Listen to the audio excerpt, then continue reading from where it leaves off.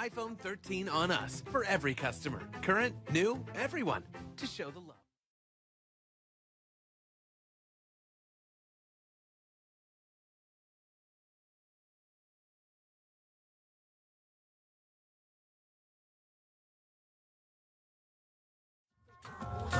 Folks, Black Star Network is here. Hold no punches! I'm real revolutionary right now. Support this man, Black Media. He makes sure that our stories are told. Thank you for being the voice of Black America, Roland. Hey, Black, I love y'all. All momentum we have now, we have to keep this going. The video looks phenomenal. See, there's a difference between Black Star Network and Black-owned media and something like CNN. You can't be Black-owned media and be scared. It's time to be smart. Bring your eyeballs home. You dig?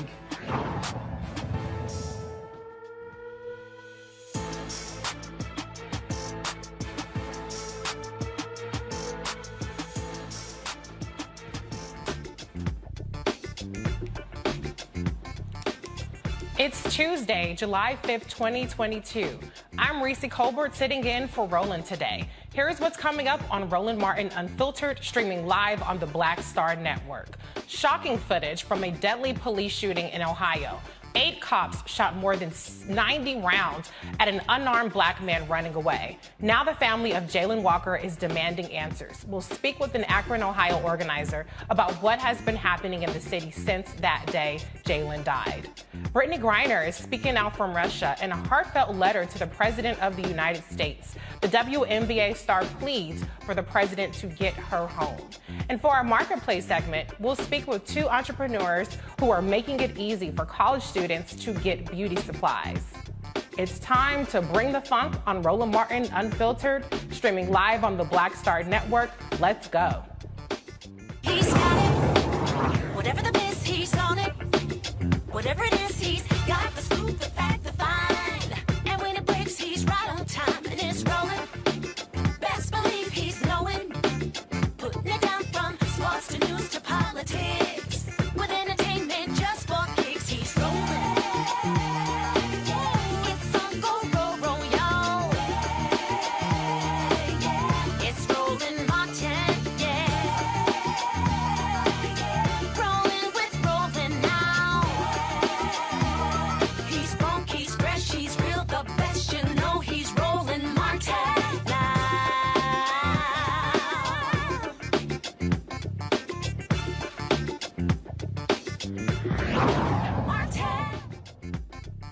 Jayland Walker of Akron, Ohio, was unarmed when 8 police officers shot over 90 rounds of ammunition, with at least 60 hitting his body. The 25-year-old black man was running away from the police when he was shot. During Sunday's press conference, the mayor and police chief explained what happened before releasing 13 individual body cam videos of the incident. They say it all started on June 27th when police officers tried to pull over Jayland's car. Jayland led them on a chase and supposedly fired a gun from his vehicle. Jayland exited from the passenger side when the pursuit ended and ran away. What happens next is truly graphic, and I want to warn you, the video you are about to see is disturbing. Take a look. 602 on West on Wilbur from Firestone. Can I get in?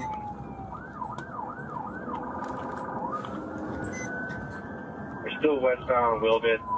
We're passing Evergreen. We're heading towards Maine.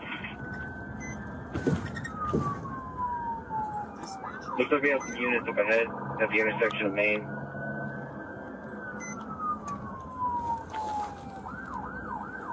He's slowing down here, slowing down. Stop.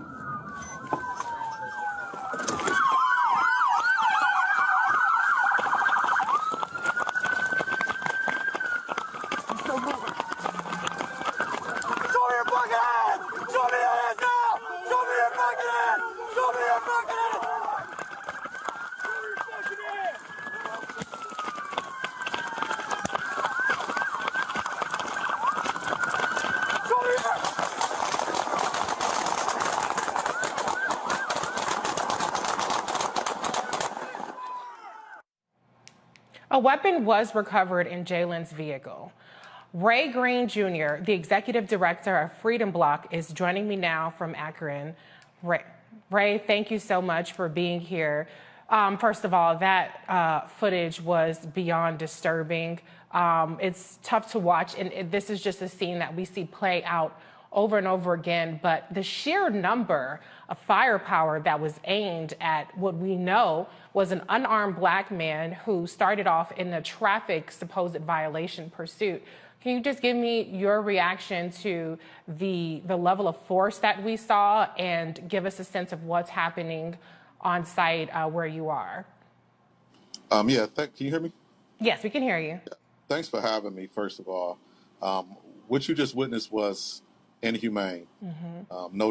No regard for human life, no regard for the family of that person, no regard for anything other than being able to get away with killing a human being, particularly a black human being, is what we just witnessed. There's no rhyme or reason, no excuse you can give me for shooting any human being, shooting at any human being 90 times. Let alone over a traffic stop. So what we're doing here on the ground right now is we're expressing our disgust and demanding change. And we have an exact understanding of what change needs to be had. And that's what you see on the ground happening here in Akron, Ohio.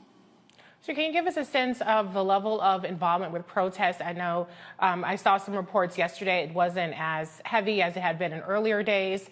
Do you think that people are, still very much engaged in what happened to Jayland and making sure that he gets justice? Or is it now starting to fall on organizers like yourself who keep the pressure on the police department and the mayor to do something about what we saw? No, this is a holistic effort. Okay. We will continue to march, continue to protest, but also we will continue to strategize. And that's what we're doing today, continue to strategize on our next steps. We have another rally coming up next Monday at the city council meeting, but we're going directly to power. That's not going to be always seen in the streets. Some of these things are going to happen behind closed doors, but the pressure is still up.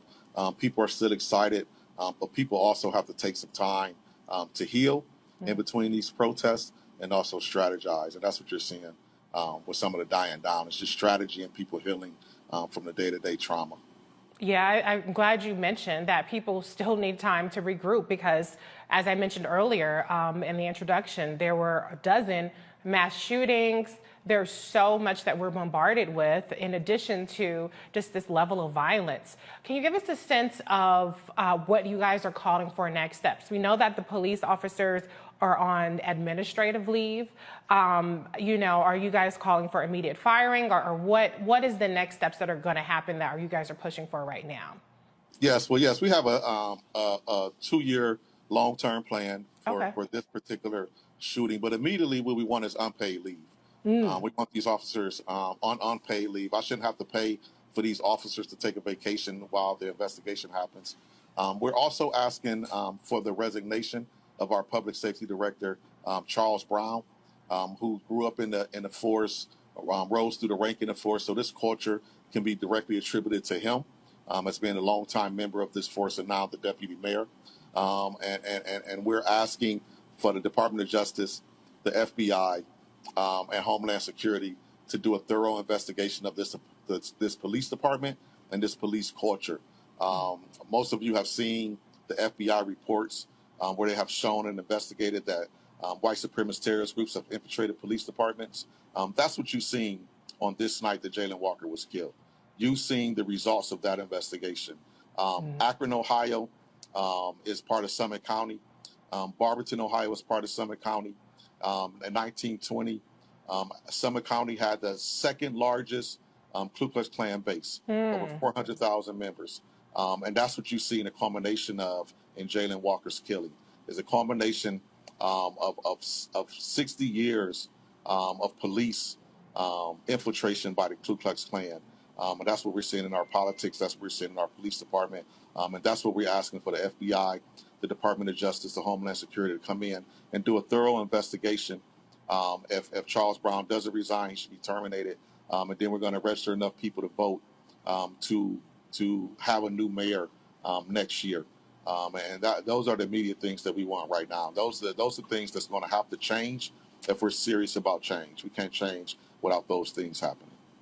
Yeah, I couldn't agree with you more, especially to your point about white supremacy, because when you see how they riddled his body with bullets, that's inhumane. That's not even there's just no recognizing. That's a complete disregard for that. This is a person. This did not start from a bank robbery or a store robbery.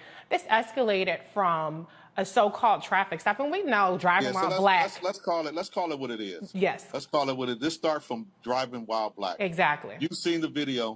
There was no tail light broken. There was no lights not working. Yeah. This is about being black after 9 o'clock in the wrong neighborhood. Period. Yeah. No, absolutely. And so I'm always a little skeptical when the pretext is a traffic violation, because I don't know how traffic violations end in 90 bullets for black people. And meanwhile, you have a mass shooter that gets taken in peacefully.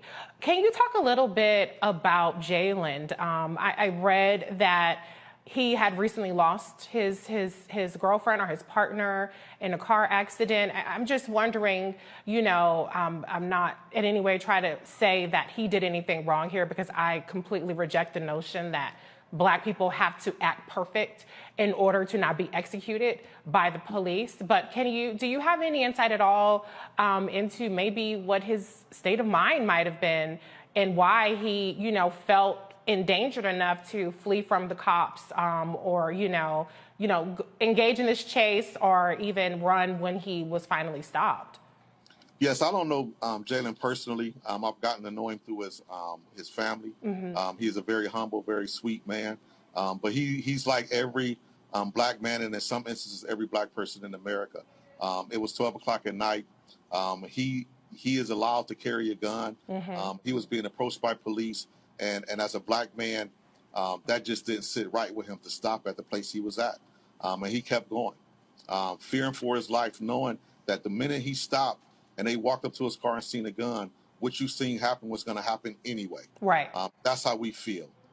So his best shot at that time, what I believe he thought his best shot was to try to get away. And I don't know what he was thinking, but as a black man, I know what I'm thinking in that situation, and I'm just believing he was thinking the same way.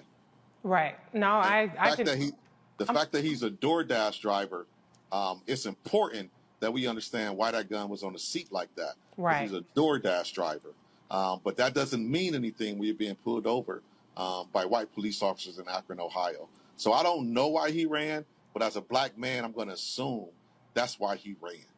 Right. And at the end of the day, the police, in my view, if once you get to 90 shots and basically a firing squad, these people had every intent of doing what they did, whether he ran or not. But I did want to emphasize the point that the gun was found inside the car. Inside the car. It was not found on his person where he ran. I'm not terribly inclined. I just colored me skeptical with the cop saying that he fired off a shot. I just don't understand why a DoorDash driver, like you said, somebody out at night decides to go Cleo, set it off, shooting at the cops. That just doesn't ring true to me in terms of him escalating it. Yeah, if you're trying to get away, why would you fire even one shot? It just sounds absurd. But I do want to bring in my panel to see if they have any questions or any input. So I want to bring in Teresa Lundy. She is principal, founder of TML Communications, and Dr. Mustafa Santiago Ali, former senior advisor for environmental justice, EPA.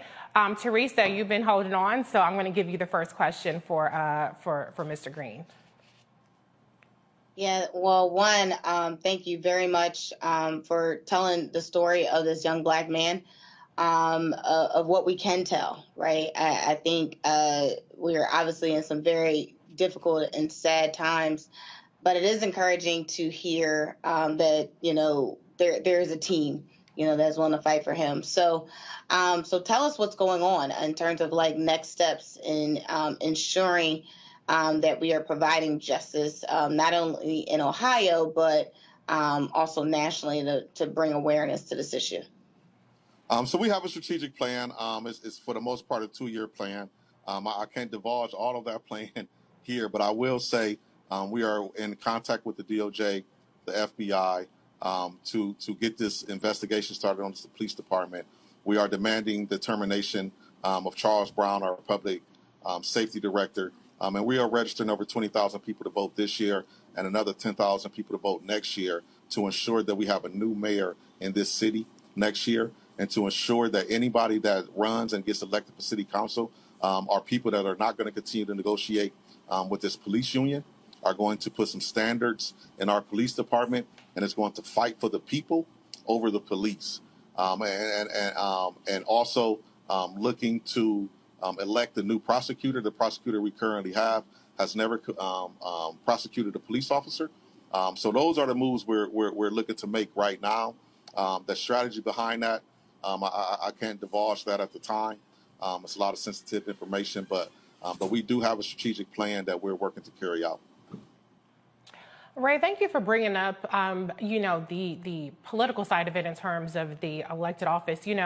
There's a lot of disillusionment and discontent with the political process for a number of reasons, nationally, locally. But I appreciate the way you laid out how these elected officials can help drive some of this change or be an obstruction to things like you said, with the prosecutor never charging a police officer for their police misconduct. So I really appreciate that. But one thing I wanted to ask you is, there's a big Senate race in Ohio this year. Have you had any engagement, or do you guys plan to reach out to Congressman Tim Ryan, who is the Democratic nominee for Senate there, or has your local congressperson been involved at all in responding to this? We have been in touch with Senator Brown. He's very much involved and looking at everything that we were asking for. Very much involved is Amelia Sykes and Vernon Sykes, Tavia Golansky. And what we're doing right now is we're gearing up for a huge governor's race and the Senate race this year. And what we're looking at is electing someone who's going to get rid of qualified immunity. These are the questions people are going to have to ask in the state race this year. Are we going to get rid of qualified immunity? And they can lie and say they is to get elected, and if they don't do it, we will recall them. But we're no longer falling for what I like to call the Biden syndrome. We will recall you. We're going to get you elected, and if you don't do what we do, we will recall you. And that's what we're focused on now, is building a base to back up those words I just said. Okay. Dr. Mustafa, question for Ray. Yes. Well, Ray, thank you for humanizing our brother, because so often in these situations, they quickly try to dehumanize us. So appreciate you for that. My question is, when we see these egregious actions happen, and when we see folks' life being taken, many of us who may not be in that particular city, and I do have family there, but I want to ask you, how do we best support the actions that you are moving forward on and others there, and how do we best support the Black community there in the city? The first thing that we need everyone around the world to do is write Congress. We must end qualified immunity in this country. And the more states that talk to their state representatives, the better chance we have of getting this federally taken care of. The fact that we are right now in 2022 and the George Floyd Act has not been passed is a problem. We need your help with that, brother. We need everybody that's listening to ensure that the George Floyd Act gets passed. And then we need boots on the ground. We need people to question their state representatives the way I'm talking about, and ensuring that they're going to get rid of qualified immunity. And we need this to make this a holistic thing on an electoral level, countrywide, nationwide, that allows us to be talking the same language to the representatives, to where we're going to elect representatives that has Black people's interests in mind. We know historically that if you take care of Black people, you take care of the rest of the country. And we have to stick to that and carry the same message into these state elections this year, these gubernatorial elections this year, and then some local elections next year, and put pressure on our local to get results at the federal level that allows us to make changes in this country. Such an important point. It's a great call to action, and it's manageable. It's something that everybody can do. It doesn't have to be necessarily, out in the streets with picket signs. You can exercise your voice right into Congress, voting, and things of that nature. I want to bring in Demario Solomon Simmons, civil rights attorney and founder of Justice for Greenwood. Demario, welcome to the show. Do you have a question for Ray? Hey, good to see you, Reese. Good to see you. Yeah, all the panelists and this guest, brother. I appreciate the work that you're doing, and you're right. We must continue to push for qualified immunity to be abolished. I just got a filing right before I got on here from a case where they're asking for qualified immunity. Where you are when you're talking to your federal elected officials and they talking about getting to restart that discussion about the George Floyd Policing Act. What are you hearing from them? Obviously it passed out the House, it got stalled in the Senate. What are you hearing from them to be able to get this finally passed? That's what I'm hearing. It stalled in the Senate. So we have to build enough base. We have to build enough political power to take over the Senate. We have to put those people that says it stalled in the Senate, we have to put them on blast. What else could you do? What else needs to be done? And then we have to elect different officials in different states to be on that federal level. We have to join together. We cannot be in silos with this thing. If we got to move people, we need to come up with the money to move people that allows us to run somebody else somewhere else and get them elected in that state.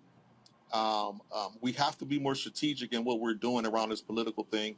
We understand that states are gerrymandered, particularly Ohio.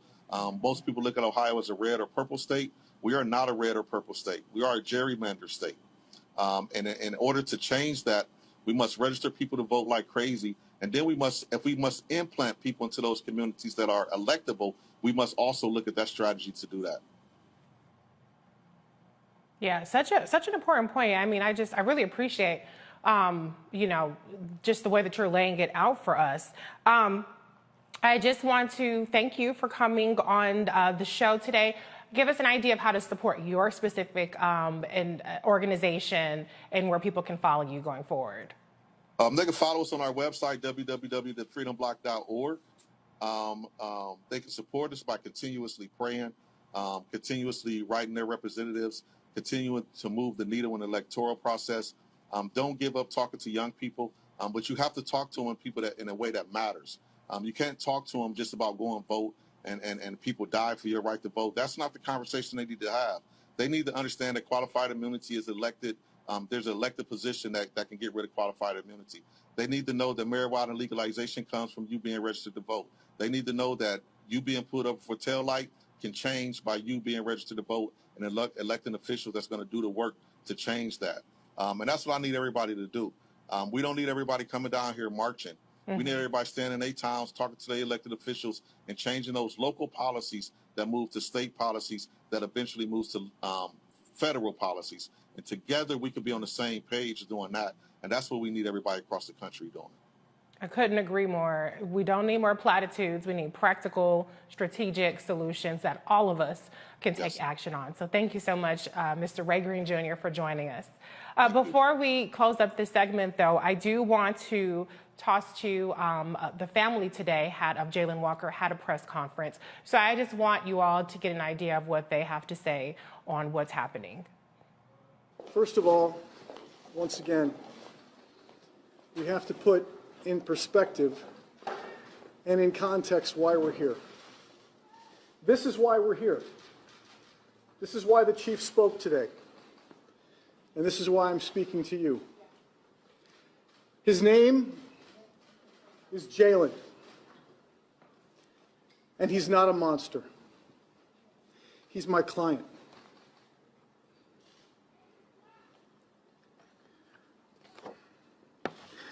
I'm emotional because of what I saw today. I've seen it 3 times and it doesn't get any easier. I'm sad that we began the presentation in precisely the way that the law would not allow.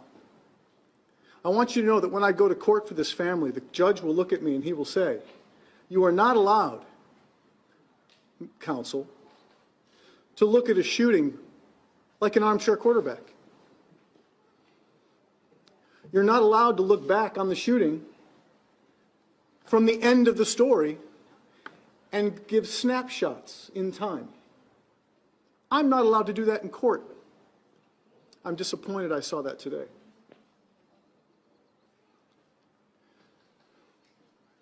They want to turn him into a masked monster with a gun, and we knew that. But I want to thank the chief for one thing he said. At the time he was shot, more than 90 or 60 or whatever the unbelievable number will be, he was unarmed. A couple days ago, a guy with my skin color held off police, killed a couple, and is in jail today. In a standoff with a long firearm called a rifle.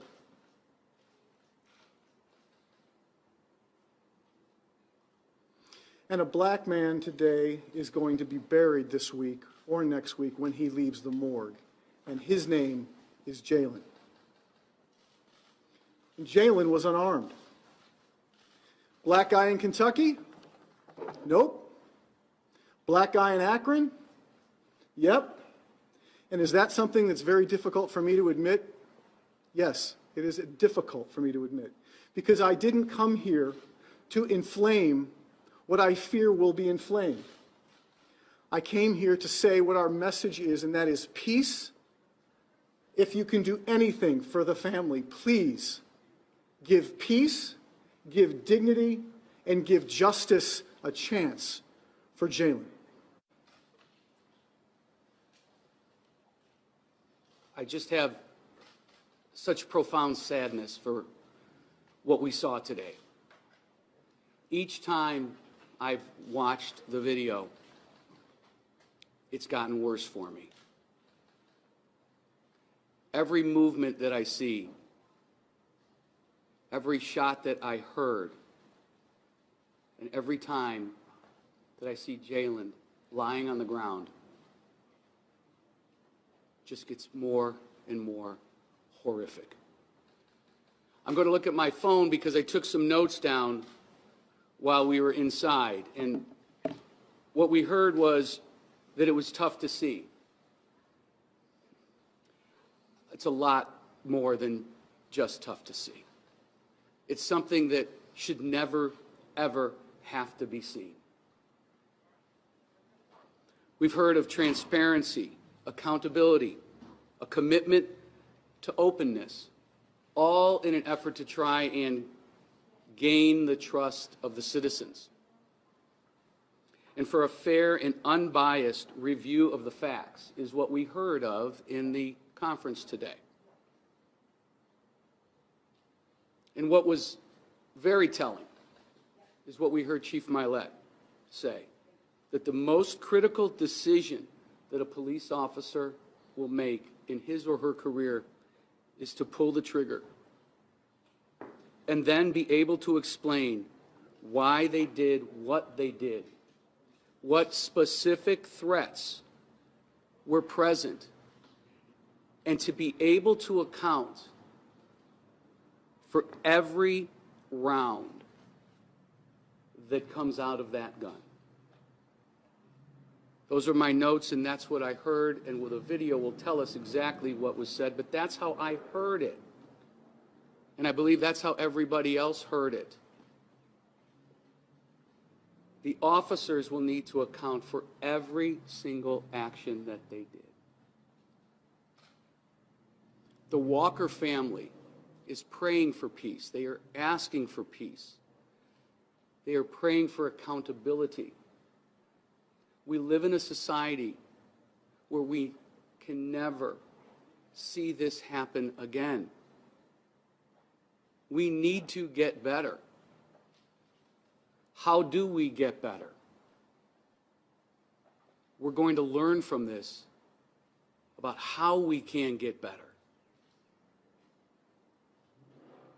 And as my partner Bobby DiCello pointed out, we cannot villainize Jayland.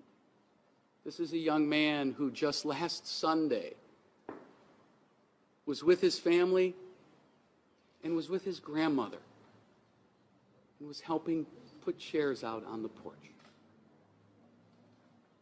His smile, who he was, how he interacted with his family, that's who Jayland was. And efforts to try and paint him in a different light, that's spin, that's protection. We're here for transparency. We are not here for spin. I'm heartbroken. And what we all just saw in that room is heartbreaking. What I'm here to say is that we are done dying like this, in this manner, with this fate. Nobody should ever suffer the fate that Jayland Walker did.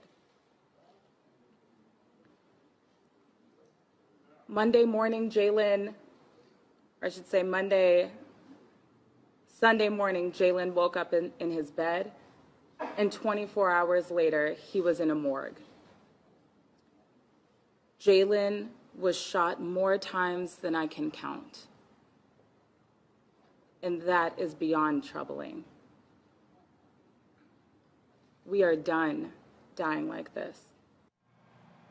Teresa, your reaction to what we just saw? Well, I'm in disgust right now. It's certainly another sad day here in America.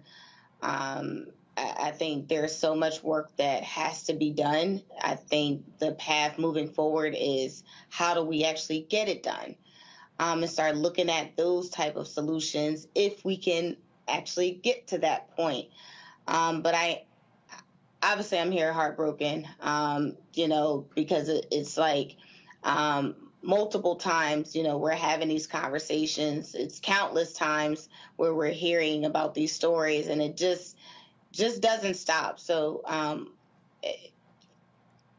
my reaction is just really disgrace. It's disgrace and disgust with the system as of this point. But I am encouraged that, we are going to have some leaders. I'm encouraged by, the brother that we just had on here that said, listen, we're going to put our action into power, and we're going to register people to vote. We're going to get out there on these streets. But after we do all that, I'm looking at the existing leadership, and I'm hoping that something can change in the recent. But yeah, I'm disgusted. Yeah. And Mustafa, so much happened just over the course of when we, first are made aware of Jayland Walker's case and before we came on air on this show. But it's important to not let this get lost in the shuffle. I mean, this is about as horrific as what we've seen, but we're just bombarded with so much right now. So, I mean, what is your comment to people who, are kind of treating this like just another day in America? Well, we can't allow that. We have to work with folks because folks are going to approach it from different angles, and we have to understand, where they may be coming from and the sets of circumstances that they have dealt with in the past. Just a week ago, a young man was shot a few doors down from where I was. And so I understand how, these things play out. And we've got to also understand that there has been some intentionality in the creation of these killing fields that we find across our country. Yeah. So we can't shy away from that. And now we have to figure out how do we unpack what has been, these pieces that have been put together to weaken our communities in many instances, to dehumanize folks inside of our communities, and then to give justification for our lives being taken. We do it, as Teresa said, and as others have said, by making sure that folks understand the power that exists inside of their vote to be transformational, and understanding that is not an overnight transformation, that we have to stay consistent, that we have to make sure that we are also lifting up candidates who truly are going to ride with us, who are not going to get bought off, and who are going to do the hard work. And then we've got to surround them with others. But that means that we have to stay engaged in it and to make sure that that becomes a reality. And then we have to hold people accountable. We also got to make sure that resources are flowing properly to the organizations that are doing the work, that are mobilizing, that are strategizing, that are putting together the plans that are necessary. So we got to make sure that that's happening both from our own personal sets of investments, but also from these corporations and others who talk a good game. After our brother George Floyd lost, no, he didn't lose his life was taken. Folks stood up there for a second and said, we're going to make investments in these communities. And then when we go back and take an analysis, we see that all the dollars that were supposed to go didn't. So we got to continue to put pressure there as well. And then we've got to continue to have shows like we're on right now that refuses to not put a spotlight and authenticity on the realness of what is happening on the ground in our communities each and every day. Because too many folks want to water it down. They want to whitewash it or whatever label you want to put on it so that it's like, oh, well, maybe it's not that important because not enough folks are talking about it. That's why you should show up here every night to Roland Martin Unfiltered and to hear from individuals who will walk you through it and then also talk you through strategies of how we make real change happen. So as my grandmother says, you have power unless you give it away. Let's utilize our power to make change happen in our communities. Yeah, and honestly, some people are pushing back so hard on the notion that you have to be strategic, on the fact that you have to constantly stay engaged, even when we continue to see these horrific killings, executions happen over and over again. But what is the alternative? I don't know of any other alternative other than what we've discussed on this program tonight. Demario, I want you to have the last word on what happened with Jayland Walker and your reaction to the video. Well, three things. Number one, being in that situation with those lawyers where so many times, You know, when he mentioned seeing that video, and even though he's seen it many times, he still was emotional. I understand that pain and that emotion very, very vividly, because even though you know what's going to happen, you wish you could say something that could stop your client from being brutalized, killed, shot. So I really feel for those lawyers. I thought they did an excellent job of presenting their case, and I appreciated the first lawyer's transparency when he said it was difficult for him to say that a white guy with his skin color could shoot and kill officers in Kentucky and be alive, and yet Jayland Walker is shot 60, 70, 80 times, whatever may be the case. I appreciate the reality and the realness of that lawyer. Second thing I would say here is for those of us, those who are listening on this show, I don't think everyone can stay continually as engaged because we burn out. But what you can do right now, you can decide that you're going to support an organization either in your city or nationally that's doing this work on police accountability. One organization I will put forward for you to support is the NAACP Legal Defense Fund. The NAACP Legal Defense Fund has been on the forefront of these type of cases for decades. They bring lawsuits throughout this entire country. I would ask everybody right now, if you can, to at least go to their website and donate, sign up to donate $10, $20, $50 a month. Even if you can't be engaged each and every day, they have a staff that's engaged each and every day, and they can keep you connected with folks who are doing this work across the country. And right in your city, the third thing I would ask you to do, right in your city today, there's a civil rights attorney or a law firm, a small firm like mine, who's doing this work that could use your support, that could use your help. They can maybe use a donation. Maybe you can do something to help them engage the community more, because there's not a lot of firms out here that do the actual work on a day in and day out basis, because it's difficult, it's expensive, and it's very, very, very, very soul crushing each and every day when you have to look at these videos. So those are some practical things I think you can do to keep engaged, even when you can't do it on a daily basis yourself. Yeah, we're all about actionable steps on Roland Martin Unfiltered, Demario. So thank you for laying that out. And just the one other point I'll make to your point about the lawyer, you know, identifying or recognizing the fact that, you know, in a white guy and I won't even say similar, because I would like to emphasize Jayland Walker was not committing a crime. Yeah, he was fleeing from the police, but it was from a supposed traffic stop. And like we said, driving while black is a thing. So, you know, it's just crazy how black people who are not a threat find themselves being murdered by the cops in this way. But I don't want to give him a cookie for that, because, you know, we need more white folks to speak out and use their voice. I remember during the racial reckoning, the summer of George Floyd and Breonna Taylor and Ahmaud Arbery, people were vocal. And then we saw a year later almost a backlash to it. People got fatigued to Black Lives Matter. So we cannot, as black people, be the only ones to shoulder the burden of fixing police brutality in this country. White people get killed by the cops too. Now, it's for different reasons than how we're getting killed, but every race has, you know, encounters police brutality or abuse in some way. And so, y'all, if you white out there and you watching the show, you need to go check your cousins and your uncles and your meemaws and your papaws and all of them, brethren and sisterin, and start checking them and why they're supporting these MAGA sheriffs or these MAGA prosecutors or these cops, or why they reserve judgment until they have all the facts, supposedly, where there's never enough facts for them to side against the cops. So white folks, y'all got work to do too. It ain't just on black people to always be the ones shouldering the burden of everything that's wrong with this country. So with that said, we're going to head to a break. This is Roland Martin Unfiltered on the Black Star Network. We'll be right back. Verizon just gave us all a brand new iPhone 13. We've been customers for years. We got iPhone 13s too. Switched 2 minutes ago, literally right before this. iPhone 13 on us on any unlimited plan for every customer, with plans starting at just $35. All on the network more people rely on.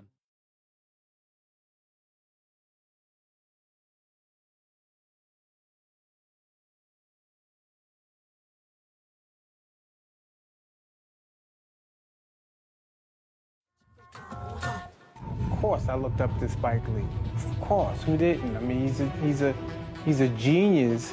But then also, I was just this kid from Brooklyn, right? That felt like, you know, give me my damn respect. I made this, you know, this creative art, right, that people are responding.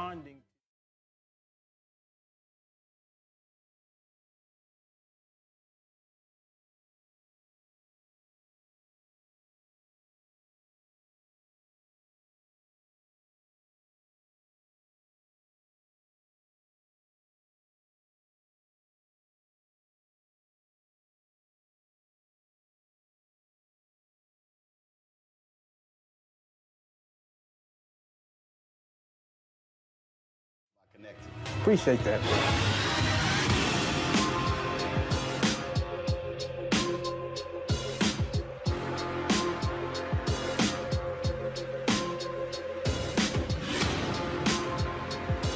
Love our new Alexa. It's a Buick. Yeah, Alexa. Buick. Alexa. It's a Buick. It's an Alexa. It's a Buick. It's an Alexa. Coach, that's a Buick. That's an Alexa. The Buick Enclave with available Alexa built-in. We're all impacted by the culture, whether we know it or not. From politics to music and entertainment, it's a huge part of our lives, and we're going to talk about it every day right here on The Culture with me, Faraji Muhammad, only on the Black Star Network. How about sushi? I just had sushi for lunch yesterday. How about tacos? Automatic emergency braking, one of 6 advanced safety features standard on every 2022 Chevy Equinox. Find new technology. Find new roads. Chevrolet. Hey, I'm Donnie Simpson. Hi, I'm Eric Nolan. I'm Shantae Moore. Hi, my name is LaToya Luckett, and you're watching Roland Martin Unfiltered.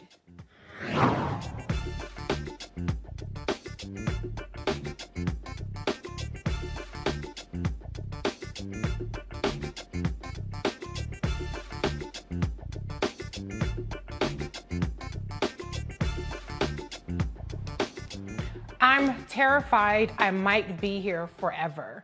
WNBA star Brittney Griner wrote these words in a handwritten letter to President Joe Biden about her Russian detainment. In the letter, Griner writes, "As I sit here in a Russian prison alone with my thoughts and without the protection of my wife, family, friends, Olympic jersey, or any accomplishments, I'm terrified I might be here forever."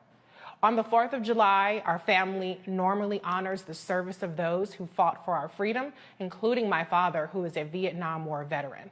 It hurts thinking about how I usually celebrate this day because freedom means something completely different to me this year. I realize you are dealing with so much, but please don't forget about me and the other American detainees. Please do all you can to bring us home. I voted for the first time in 2020, and I voted for you. I believe in you. I still have so much good to do with my freedom that you can help restore. I miss my wife. I miss my family. I miss my teammates. It kills me to know they are suffering so much right now. I'm grateful for whatever you can do at this moment to get me home.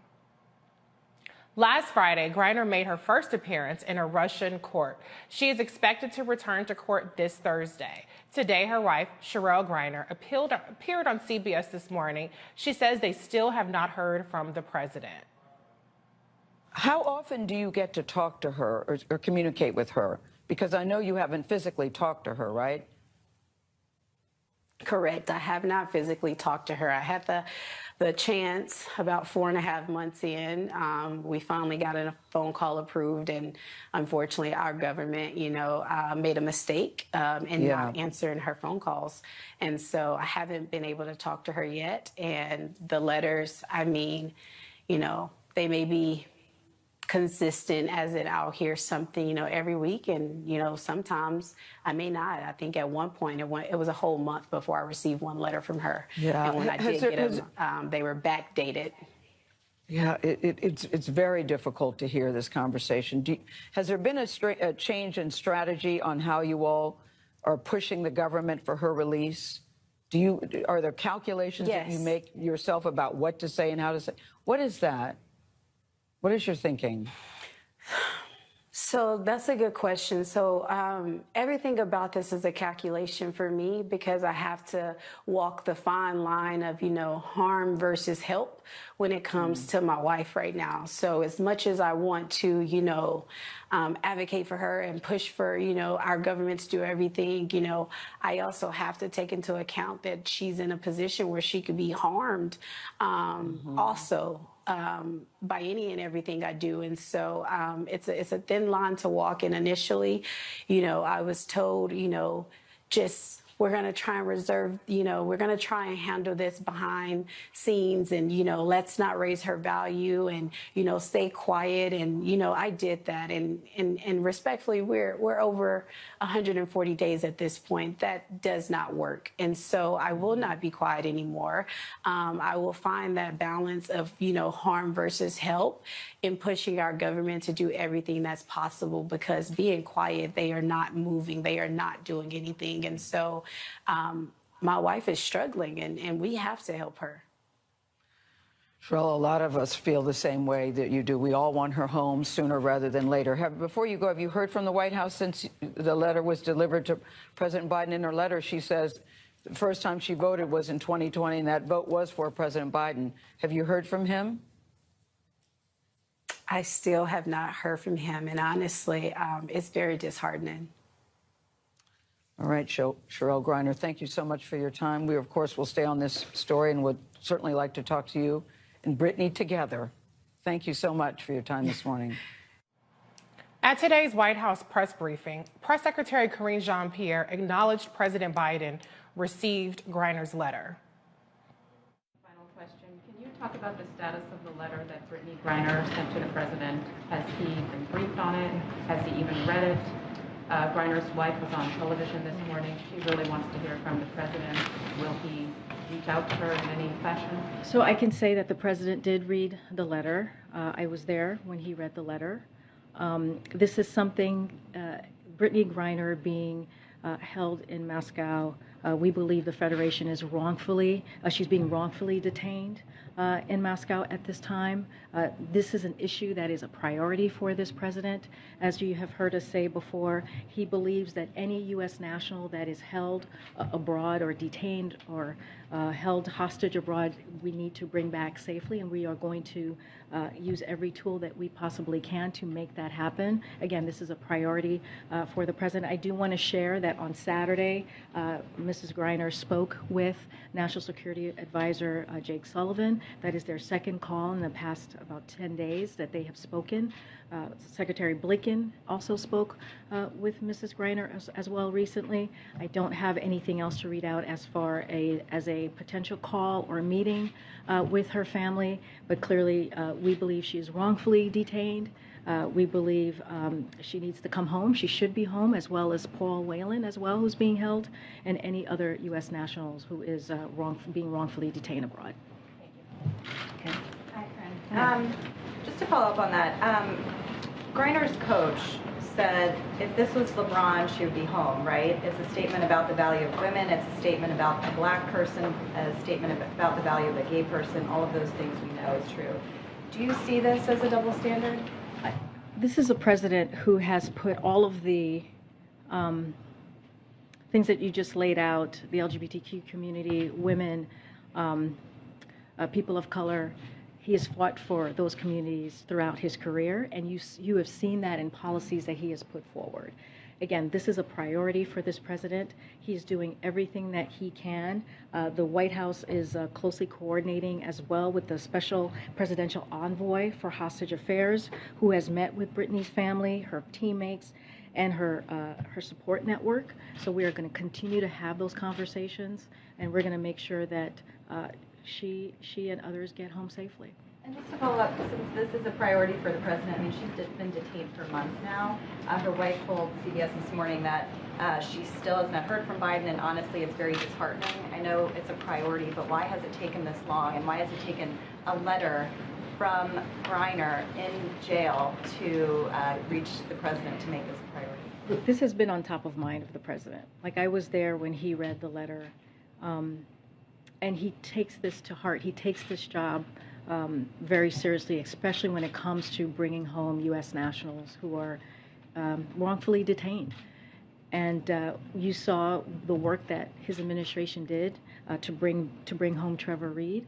That is the same work, the same focus that we did and put behind bringing Trevor Reed home. We're going to do the same with Brittney Griner and others.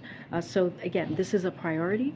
We are going to make this happen. We have been in constant communications. Secretary Blinken, the special envoy, as I just listed out, and also Jake Sullivan, our national security advisor. We're going to continue to have those conversations, and we're going to continue to make sure we use everything at our disposal to bring her home, and also Paul Whelan and all the others U.S. nationals that are abroad. So that was really illuminating in terms of both the interview from Mrs. Griner, Cherelle Griner, and Karine Jean-Pierre. Teresa, I'm going to start with you. This is a very delicate situation. Even Cherelle mentioned she has to walk this tightrope of harm versus help. And I worry that this may be one of those situations where typically there's political posturing that you can do to appear that you're engaged on the situation. That's kind of off the table here because of Russia's war with Ukraine and the role that the United States is playing there, and obviously Brittney Griner being essentially a political prisoner from Putin. What is your take on the White House's response, and do you think enough is being done? Yeah, I know we're looking, all of us, me as well as looking for an immediate response from the White House, but there are a lot of factors. The United States has engaged with an alliance with Ukraine. And, unfortunately, Brittney is caught up in this weird game of chess. And it's unfortunate because in the past we have saw presidents, do the exchange. It was a bit swift, especially when it came to journalists. I don't want to get into, because Brittney's African American, she's a woman, she's an athlete. I don't want to get into those criteria, but I want to get into what the response is from the White House, and are they doing enough?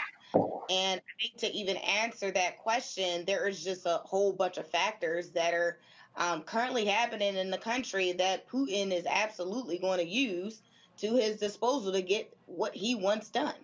I think Russia has already proven that they are willing to, hold Brittney captive more than 138 days.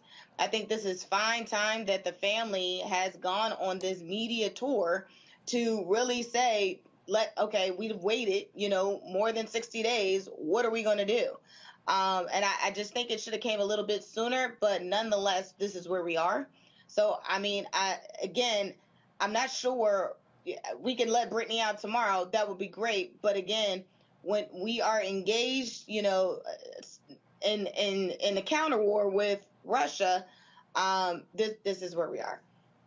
Yeah, I will say, when you hear the Secretary of State, Anthony Blinken, when you hear the National Security Advisor, Jake Sullivan, these are not peons. These are cabinet officials. These are high-ranking officials, as well as there's an interagency response. So it doesn't seem like this is a small deal to the administration. And one other point I do want to point out, because I hear this often, that Trump would have had her out.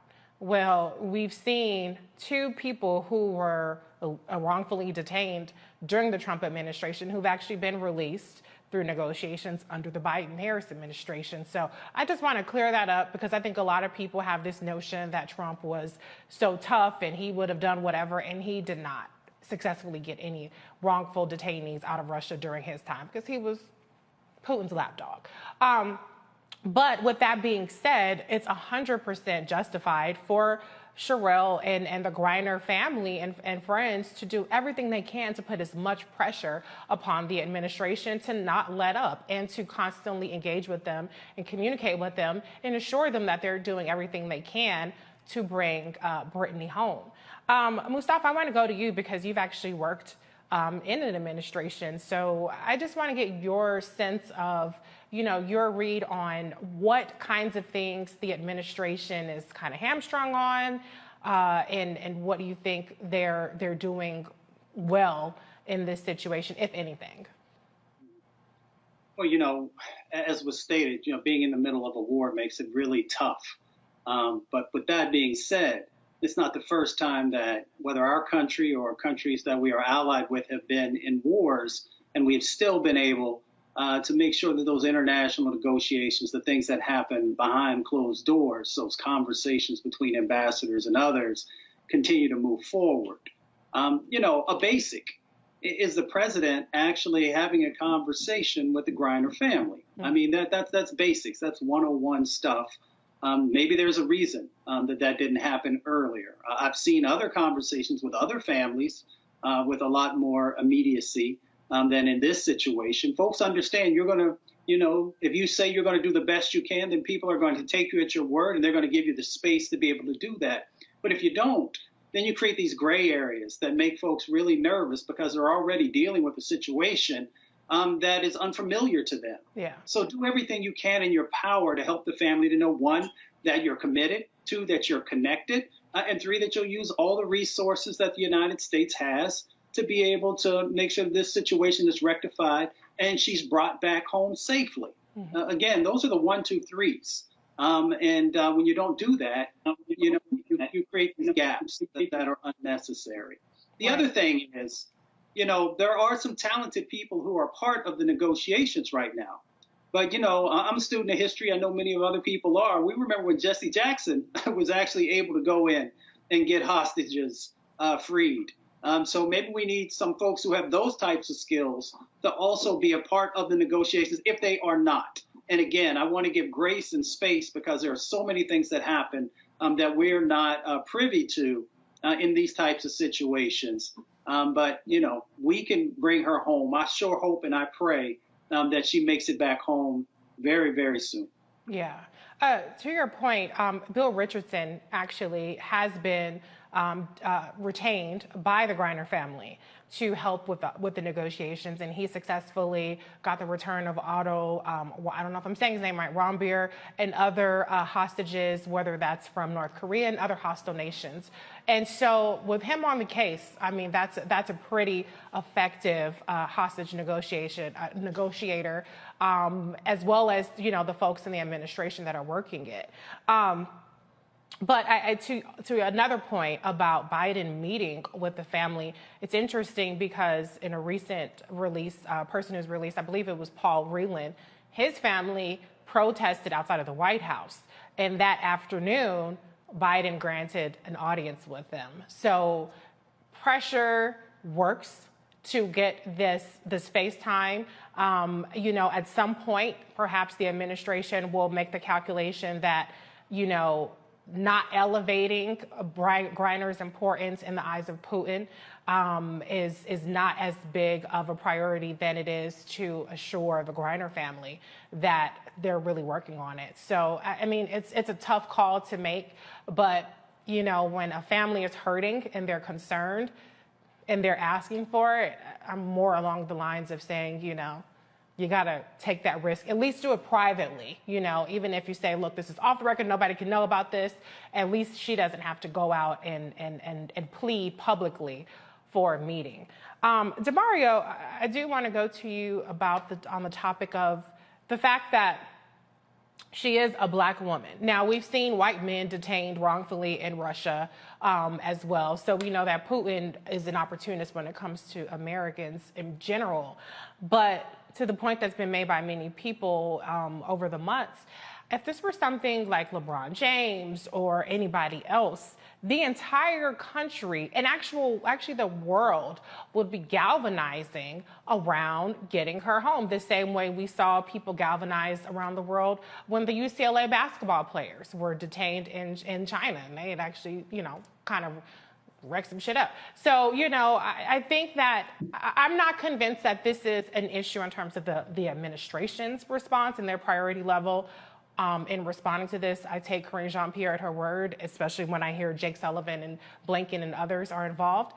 But I think as a society, it's a little bit too kind of shoulder shrugging going on. And I've even seen some people like, well, she knew that she was breaking the law. She knew she shouldn't have been doing that, and really excusing it, even though if she weren't wrongfully detained, if she were treated like anybody else, she would have gotten a ticket. I want people to understand that. With the amount of hash oil she was found with, it would have been a ticket.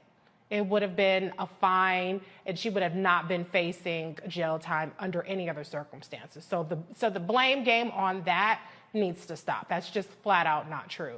But Demario, what is your reaction to just what we all could be doing to help putting pressure on not just Biden, but Putin, for him to understand that this, reflects poorly on him as well?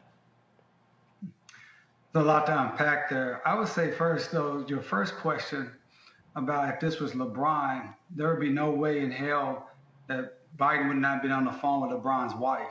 I just want to elevate what Mustafa said. It's like he took my notes.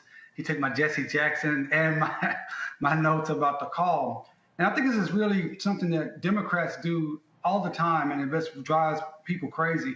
They say, we're going to do all I can to help, and then you don't do all you can. And like Mustafa said, one-on-one, make the phone call to the family. Take 5 minutes to say, I understand what's going on. I get it. We're trying as hard as I can. I got my best men and women on the job.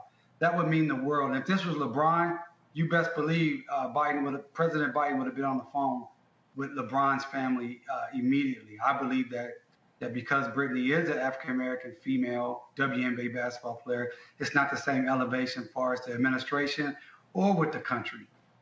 As far as Bill Richardson, I was going to say the same thing. I think Jesse Jackson, Bill Richardson has a track record also, but I think Jesse Jackson has a track record, and I think that would bring a lot of solace and comfort to the family. To your third point, as far as, what can we do? I don't believe anything an American citizen can do to impact a foreign country that's at war with the United States of America. I think the focus should be on our own administration to be doing everything possible, not only to get Brittney back, but to bring comfort to the family. I think those things are just as important. And we're all praying for her return, safe return. The picture we saw her going to court with her eyes bucked, it really hurt me to see that, to see the fear in her face. So, we're just hoping she gets home safely, but more importantly, or just as importantly, we hope that the family knows that we care about her, but this country should be behind her at 100%. I agree, Demario. That's the least we can do, is stand in solidarity with Brittney and her family. We're going to head to a break. Roland Martin Unfiltered will be right back after this break. You're watching the Black Star Network.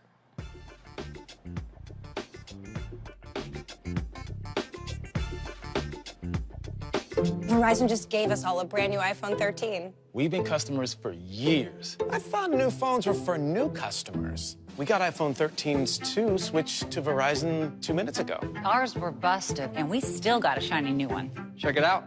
So wait, everybody gets the same great deal? I think that's the point. iPhone 13 on us. For every customer. Current, new, everyone. On any unlimited plan. Starting at just $35. All on the network more people rely on. Love our new Alexa. It's a Buick. Yeah, Alexa. Buick. Alexa. It's a Buick. It's an Alexa. It's a Buick. It's an Alexa. Coach, that's a Buick. That's an Alexa. The Buick Enclave with available Alexa built-in. Hi, I'm Dr. Jackie Hood Martin, and I have a question for you. Ever feel as if your life is teetering and the weight and pressure of the world is consistently on your shoulders? Well, let me tell you, living a balanced life isn't easy. Join me each Tuesday on Black Star Network for A Balanced Life with Dr. Jackie. We'll laugh together, cry together, pull ourselves together, and cheer each other on. So join me for new shows each Tuesday on Black Star Network, A Balanced Life with Dr. Jackie.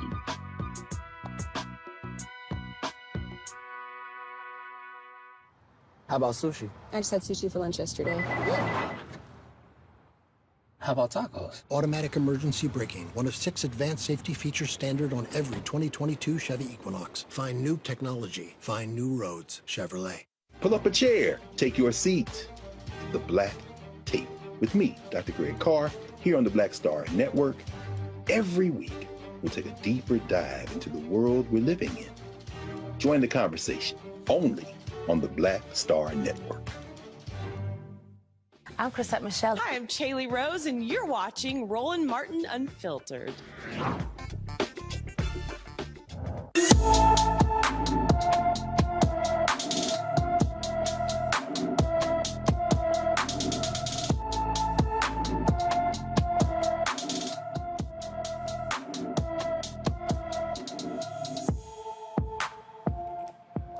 Aaron A.J. Hayes Jr. from Lakewood, Washington, has been missing since July 1st, 2022.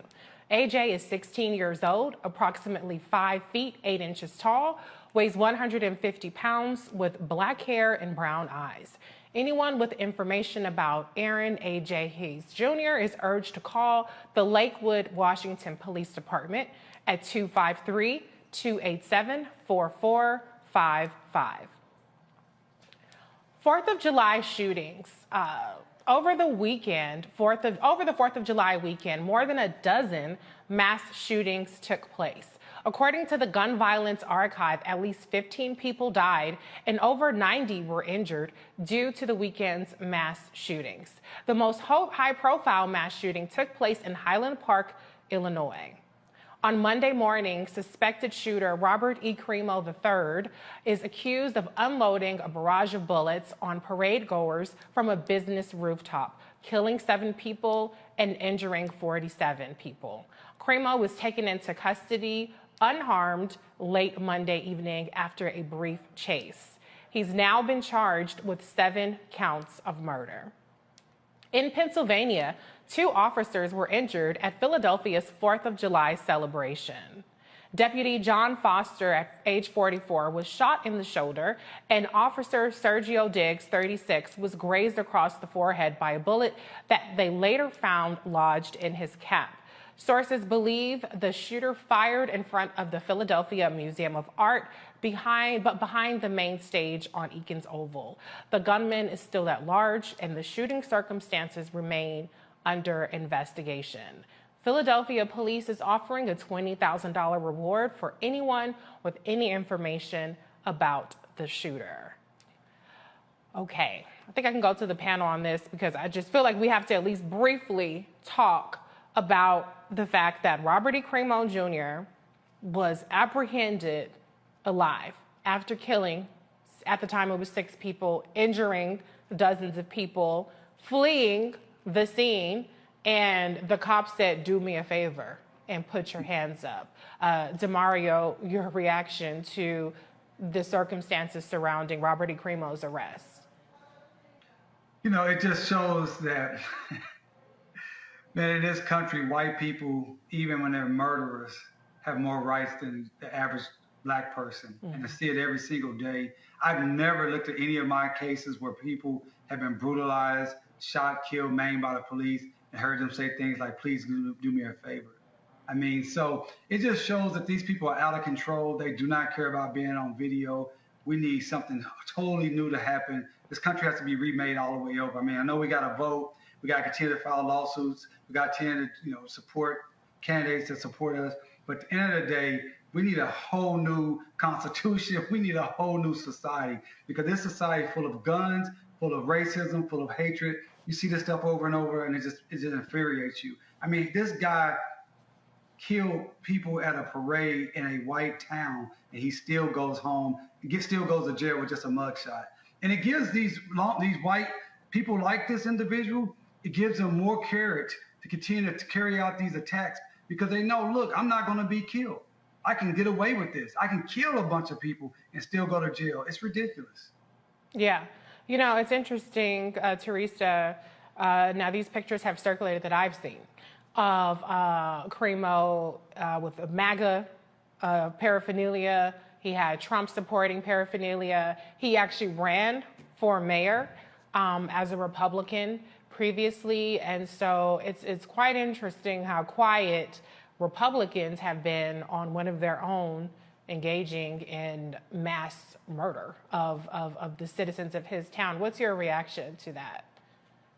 I'm actually not surprised. You know, the whole MAGA movement has been a more terrifying and treacherous experience that I think many of us have experienced, either listening to the rhetoric if we're nearby, living in that county or city where they're doing their next rally, but also just seeing the abuse that is happening on social media, you know, and the terrorizing that cyber bullying has been happening. You know, we can, you know, blame social media, and to an extent I do blame, you know, some of these platforms who allow some of this hate to happen without, you know, restrictions or regards to how another person feels, because it's, quote, freedom of speech. But the impact of some of these things that these individuals are saying, making fake accounts, and, you know, the person who has a fake account is probably a CEO at a company that is paying the employee, you know, so these are definitely challenging times. And I think, you know, as we look at, you know, some opportunities to look at what unity and hope and prosperity actually looks like. You know, my brother DeMario said we need to rebuild the country. I don't know if we need to rebuild it, but we need a refresh. And some of that refreshing does make a difference as we seek to find those type of solutions. Again, I love this country, and I think part of it is because we have checks and balances. And I think the law is what we have to remember is what governs us. And so once we protect this law, I don't think we should be having too much of these issues, but right now it's just a bit uncertain. Yeah, I mean, the law protects some of us because the law protected him, and he's getting due process. And Jayland Walker was subject to a firing squad for far less. You know, to your point, I will say data has shown that women are actually the most attacked on social media. Black women exponentially more attacked.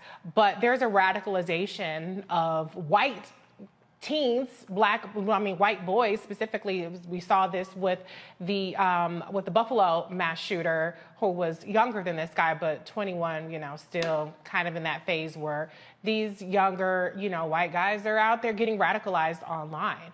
Not to excuse their behavior or to try to psychoanalyze them, but to DeMario's point about remaking this country, one thing we have to do to remake this country is recognize the threat of white supremacy on everybody, you know, and recognize the threat of radicalization of white men on everybody. Because, again, to DeMario's point, this is a white town, a predominantly white town. Actually, it's mostly Jewish, even though the cops said they don't believe that was the motivation. But they never want to admit that anyway. But we're seeing, you know, in many cases, it's not just, you know, black people that are subjected to this violence, but a lot of white people are victims of these mass shootings. So we have to start to take this seriously. And one of the things that can be done is the Senate could pass the domestic terrorism extremism, you know, the anti-domestic bill that the House passed on the heels of the Buffalo massacre. And so just the one other thing I did want to bring up is, it was interesting the way that they talked about how he was able to get away from this. I mean, he dressed up as a woman. He had a disguise. He had been planning this for weeks, and he left a trail of things of clues or posts. And we've kind of seen this even with the Uvalde case with the shooter there, where there were clues, Teresa, to your point, online about something in the milk ain't clean, something is a little off with some of these people. So they got to start taking this seriously. They got to start taking this seriously because it's a danger to everybody. But DeMario, the last comment on this, the cop said that he purchased these guns illegally. And so we need gun control, right? I mean, it's not just, Illinois has strict gun laws, but it's easy to purchase guns in neighboring states. But even as strict as the gun laws are in Illinois, he still had legal firearms. So what's your reaction to the fact that these were not illegal high-capacity guns that he had to inflict this amount of damage very quickly? I mean, that's why I say, again, we have to remake this country, because this country, we have to be honest, it is a violent, white supremacist country. Mm-hmm. That is the founding of the country, that is inbred into the Constitution, is inbred into the culture, the popular culture, everything. And so I'm not surprised that he got the guns legally. I'm a gun owner. I own 4 guns. I'm here in Oklahoma. I like to shoot guns. I do believe we should have, sensible gun laws. But more important than that, we need to have a new sensible belief in life. You know, this guy will probably also say he was quote unquote pro-life because they want to control the bodies of women, but they don't mind their biggest death penalty. They love shooting other folks. This MAGA and Republican death cult is what it is. And we have to be honest. And we need our leaders to be honest and stop saying things like, this is not the American way. This is not who we are. No, first of all, who is the we, as Dr. Carr would say, but this is the American way, and this is who the American white man has been historically, and the American system has been historically. So we just have to be honest about that so we can confront it, and then we can change that and work to create something that's better, that is about life, that is about respect and humanity and equity and equality, the things that we talk about, but just simply are not in our society at this point. It can happen. It's a long-term project, but we have to be honest about where we are and where we need to go. Yeah, I agree with you, Demario. This is America. And we've seen the spectrum of America. America was Americaning, okay, this weekend, between seeing what happened with Jayland Walker to seeing a dozen mass shootings, but also what happened with Robert E. Crimo III. I don't know how much more Americana we can get this week. I mean, what happened in Philadelphia, you saw the video of the fireworks going off in the background and everybody running from gunshots. That was the most American thing you could ever see in the world. Right. Well, and Juneteenth, you know, I was in D.C. And they had the Mochella. And when I was at dinner with my husband, the whole time we saw multiple people rushing, you know, these kind of stampedes of people being scared. And later on that evening, 4 people were shot, including a 15-year-old was killed. And so this is just an issue. I'm glad you brought up Philadelphia again. We have to deal with the gun violence in this country. And we're only talking about the important stories, the mass shootings, the large gatherings that are targeted, not the everyday gun violence that we see where you have a mother walking her child who's murdered, you know, domestic violence. And there's so many violent parts of our society that people shrug off all the time. So speaking of violence, that's not a good segue, but in Texas, the Uvalde Schools District's police chief resigns from his position on the city council just weeks after being sworn in. The resignation comes after allegations that he dropped the ball in response to the mass shootings at Robb Elementary School that left 19 students and 2 teachers dead. Chief Pete Arredondo told the Uvalde Leader News Friday that his resignation is the best decision for Uvalde. He was elected to the District 3 Council position on May 7th and sworn in on May 31st. The director of the Texas Department of Public Safety told a Senate hearing last month that Arredondo made terrible decisions as the massacre unfolded on May 24th and that the police response was an abject failure. That's an understatement. Demario, you have a lot of experience with this. Can you just talk a little bit about what can be done to hold this police chief more accountable? To me, a resignation seems far inadequate. To call it an abject failure is completely inadequate. If you were boots on the ground in Uvalde, what kind of action would you be calling for right now? Well, a couple of things here that's important to understand. Number one, he's just resigning from the city council. Right. He's not resigning from his job as the chief of police, where he had the abject failure, where he failed and because of his inaction, a dozen more children were murdered and more people were shot. And that is a tragedy in of itself that he could keep his police job. Secondly, from a legal standpoint, people have to understand that our Supreme Court has made it so difficult to make officers accountable for their actions that they've actually stated by law that officers do not have you don't have a constitutional right for the police to protect you.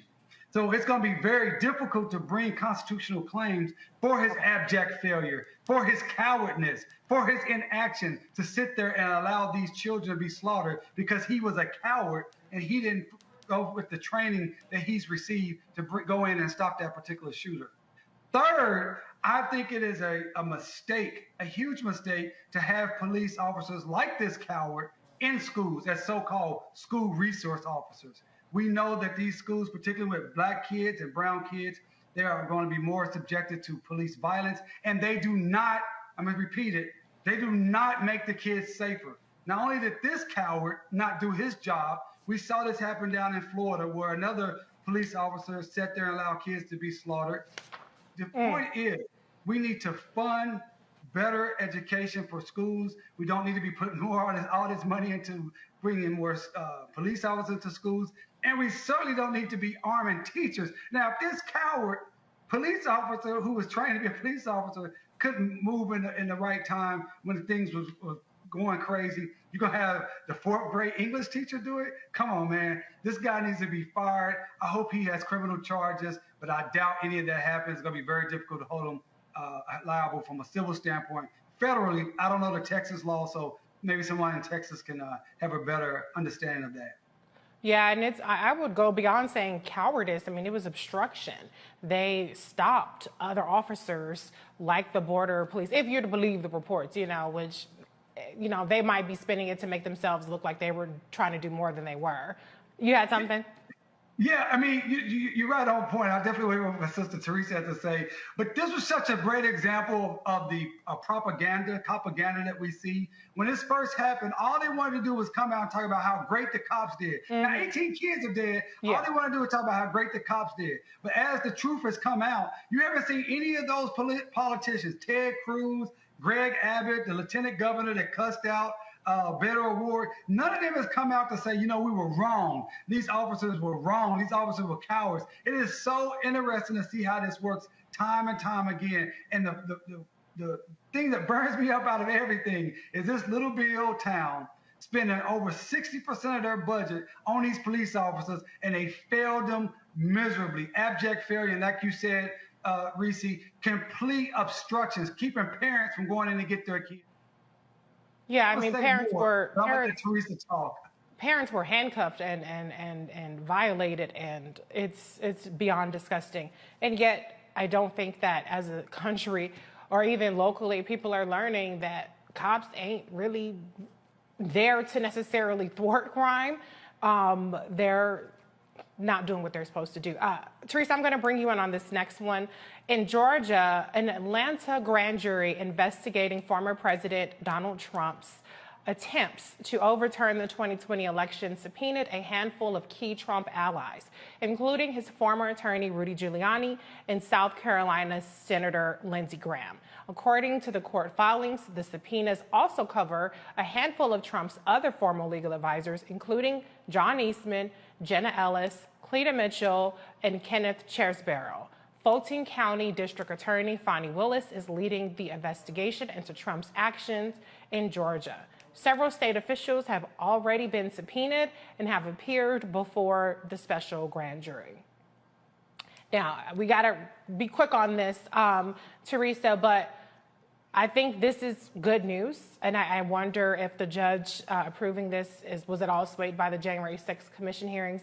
But I want to see states attorneys, secretaries of states, attorney generals across the country investigating, in addition to what should be happening in the DOJ, because we know that people like Jenny Thomas were pressuring electors in Arizona and other states. So I know in this country we have this kind of jingoistic, we're better than others, we don't prosecute political opponents. But what we've seen is, I don't see how you can call it anything other than criminal behavior.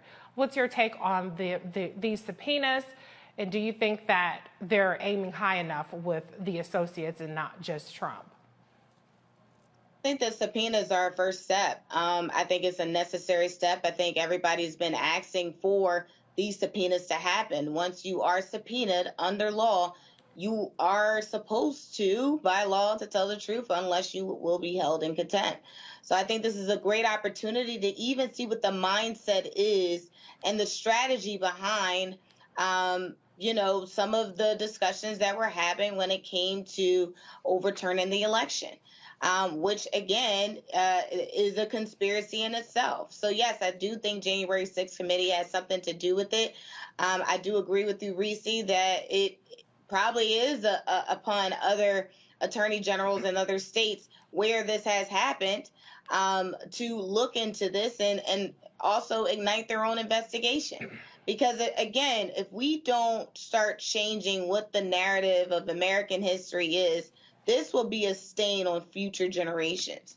And so we need to get a conclusion to this behavior. So we know in this country, this is not allowed. Look how it happened in other countries, just not in America.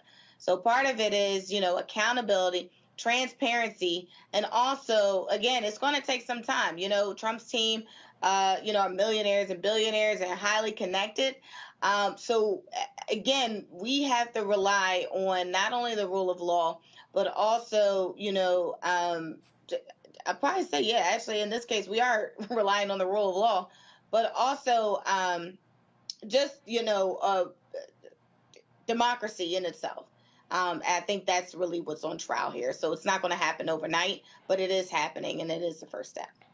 Yeah, well, we know that they scammed $250 million out of people, so they have a lot of money for these legal defenses. I just hope that, there's a lot of stuff happening or a little bit of stuff happening in various places, but I hope this doesn't turn into a Mueller situation where some peon gets a slap on the wrist charge and none of the power players really get held accountable for this coup that we saw. And this was a test run, because now what they're doing is they're attempting to install people that are just going to disregard the law. And the Supreme Court is going to be reviewing a case in the next term that basically has the potential ramifications of allowing state legislatures, and now we know a lot of state legislatures are controlled by Republicans, to overturn the will of the people or have omnipotent power of gerrymandering and other things that are voter suppression activities. So we'll have to see what happens with that. But Roland Martin Unfiltered will be right back, right here on the Black Star Network. iPhone 13 on us for every customer. Current, new, everyone. To show the love. How about sushi? I just had sushi for lunch yesterday. How about tacos? Automatic emergency braking, one of 6 advanced safety features standard on every 2022 Chevy Equinox. Find new technology. Find new roads. Chevrolet. Of course, I looked up this Spike Lee. Of course, who didn't? I mean,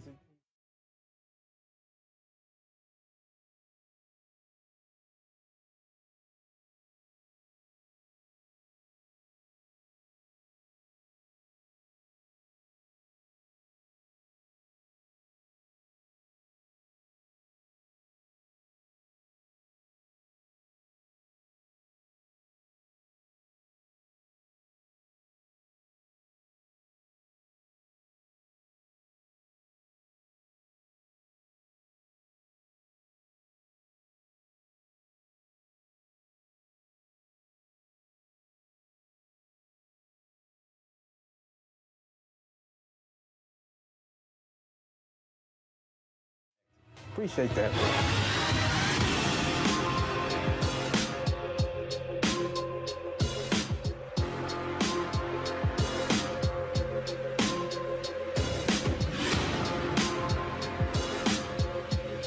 Love our new Alexa. It's a Buick. Yeah, Alexa. Buick. Alexa. It's a Buick. It's an Alexa. It's a Buick. It's an Alexa. Coach, that's a Buick. That's an Alexa. The Buick Enclave with available Alexa built-in. I'm Deborah Owens, America's Wealth Coach. And on the next Get Wealthy, what do the ultra wealthy know that most of us don't? Well, the truth is that there is financial exclusion. And unfortunately, far too many Black folks haven't had access to this knowledge. And that's exactly what we're going to talk about on our next Get Wealthy with Melinda Hightower, a banker who's doing something to share exactly what you need to do to make it into the high net worth status. They weren't just saving just to save, they were saving for a purpose. That's right here on Get Wealthy with me, America's Wealth Coach, only on Black Star Network.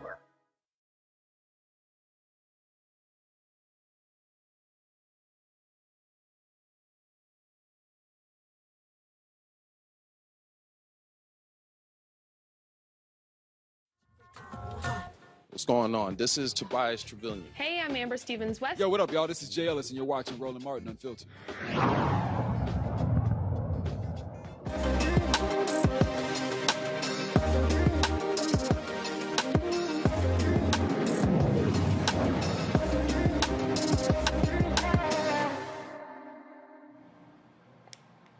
As a Black woman, I know how hard it is to find beauty products. 2 Black students attending a predominantly white university found it difficult to find products. Their solution was a vending machine to sell beauty supplies. Joining me now from Michigan are University Beauty Machine co-founders Rico Harrison and Mia Wilson. Thank you both for joining us. Rico, tell us a little bit about how this came about. Yeah, so Mia and I, we were Black students at the University of Michigan, and we experienced a lot of,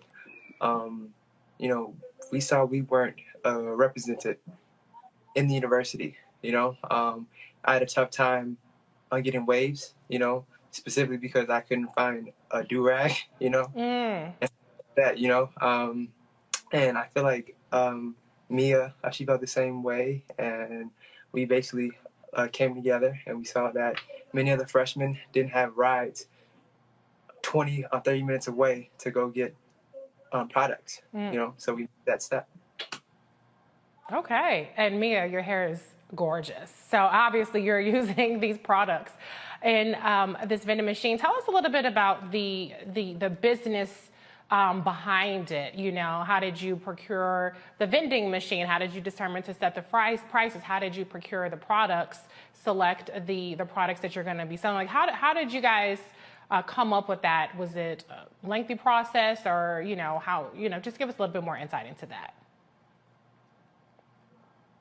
We've been working on the University Beauty Machine for about 2 years now, and we were lucky enough to be able to have access to resources for entrepreneurship and things like that from an organization on campus called Optimize. And with that organization, they helped us kind of like build our business from the ground up, and gave us access to a lot of resources, such as like, how to connect with your stakeholders, how to make sure that you're making a profit from what you're doing and things like that.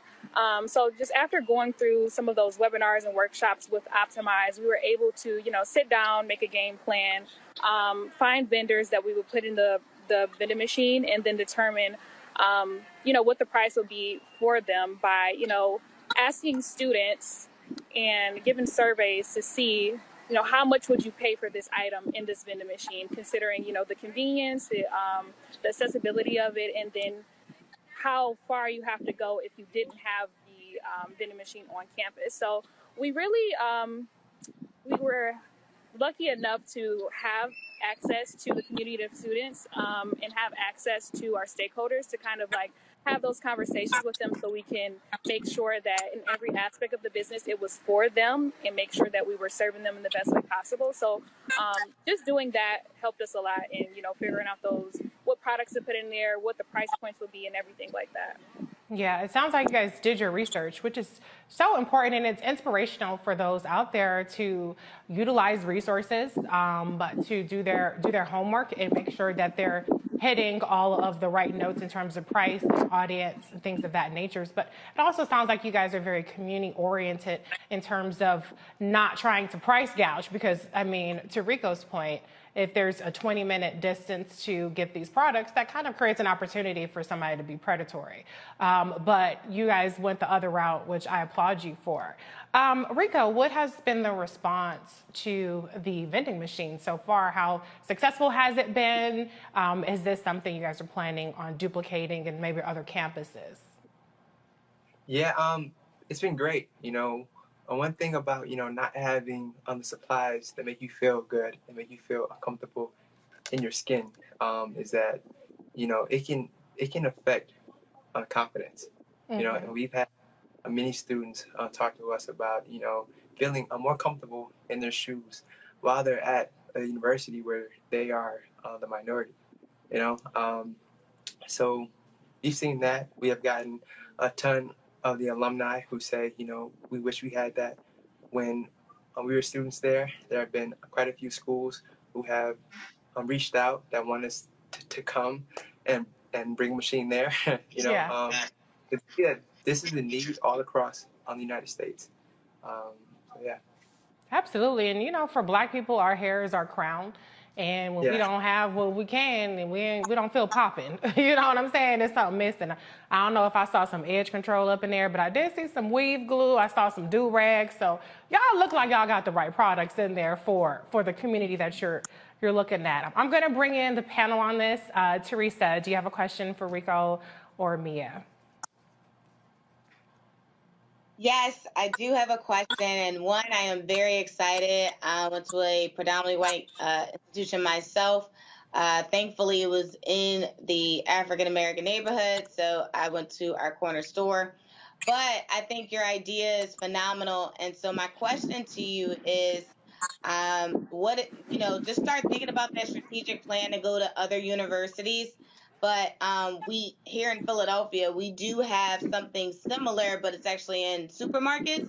So not sure if that's another lane you guys are thinking about, but it has been reliable, especially if you guys have a market and it's not close to a beauty supply store. Just a little tidbit that we have one here. It's working, it's operational, it's doing phenomenal. But that may be your next step if you're interested. Thank you. Mia, I have a question because I'm just curious, you know, what are you guys' background in terms of your major? Are you business backgrounds, or is this something that you have an interest in addition to maybe what you're majoring in school? Yeah, so I graduated from the University of Michigan in 2021 with a communications and media major with a specific focus in sales and marketing. And then my minor is crime and justice. And more recently, I just started business school at the Ross School of Business at the University of Michigan. So now I'm adding on that business layer, you know, with an actual degree. And outside of that, a few years back, about 4 years ago, I started a business called My Sister's Hair Extensions. And from there, I was kind of like in the beauty industry selling hair extensions and different products for women of color. So that's kind of how I got inside of the beauty industry and how I've kind of, how me and Rico thought of this idea, you know, 2 years ago. Well, the beauty industry is billions of dollars. So I love to see Black folks making money off of what we do, because this wasn't cheap either. Rico, same question to you. What's your educational background in terms of your major or degree? Yeah, so I graduated a month ago. I was a pre-med student. I just applied to medical school maybe 4 days ago. But during school, I played on the basketball team. I was a walk-on and basically just did a school in basketball. And my coach, Coach Howard, I would always see him at the barbershop. And it was always like a 30-minute drive. And, you know, and I would say, we talked a lot about, you know, not having the products we need on campus. So I would say, you know, having those talks with my teammates and him kind of got my head thinking. Yeah. Well, clearly you both have range, like Black people often do, especially students. You know, we don't have to be pigeonholed and have a specific degree in order to be a successful entrepreneur. So congratulations to you both on your graduations and your future plans. DeMario, I'm going to give you the last question on this. No, I don't have a question. I just want to say I'm real proud of these beautiful, powerfully smart young people, young African Americans. I'm inspired by your foresight, your ingenuity, your innovation. And that's what's up, man. Just keep doing this, keep making this happen. I like what Teresa said to you.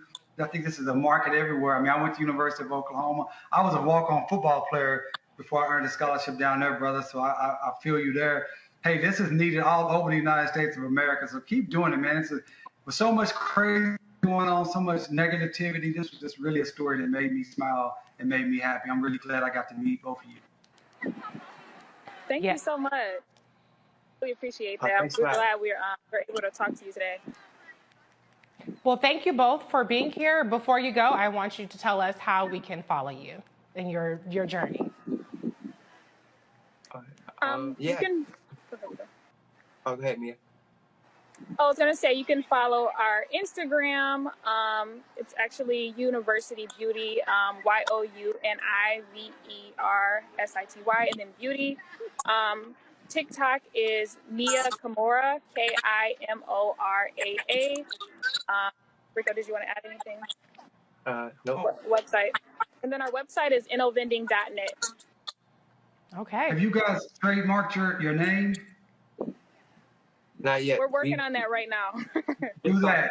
You need to do that right now. ASAP. All right. Working on that right now. I'm glad you brought that up. We talked about Make that a priority. That's what the elders got to do. The elders got to help you along the way. So thank you, Rico. Thank you, Mia, for your brilliance and for being here and letting us know the great things you're working on. You're watching Roland Martin Unfiltered on the Black Star Network. We'll be right back.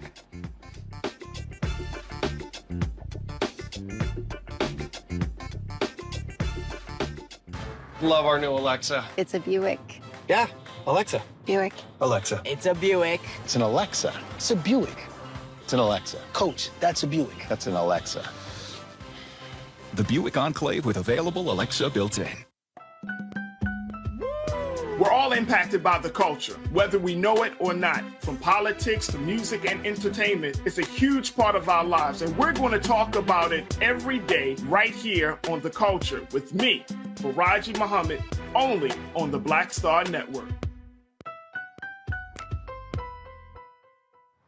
How about sushi? I just had sushi for lunch yesterday. How about tacos? Automatic emergency braking, one of 6 advanced safety features standard on every 2022 Chevy Equinox. Find new technology. Find new roads. Chevrolet. Hi, I'm Dr. Jackie Hood Martin, and I have a question for you. Ever feel as if your life is teetering and the weight and pressure of the world is consistently on your shoulders? Well, let me tell you, living a balanced life isn't easy. Join me each Tuesday on Black Star Network for A Balanced Life with Dr. Jackie. We'll laugh together, cry together, pull ourselves together, and cheer each other on. So join me for new shows each Tuesday on Black Star Network, A Balanced Life with Dr. Jackie.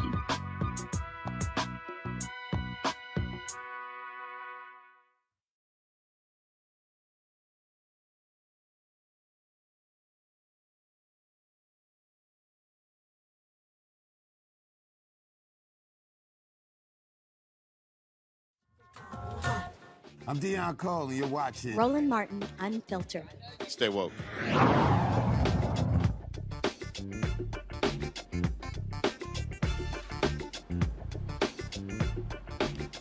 Before we go, we want to take a moment and give our Bring the Funk fan club an update on our rural mobile driver, Deshaun Smith, who was returning from New Orleans.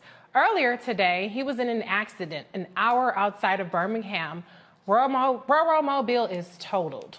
According to Deshaun, a car jumped in front of him, then slammed on their brakes. Deshaun walked away from his accident, but Roland made him go to the hospital to get checked out.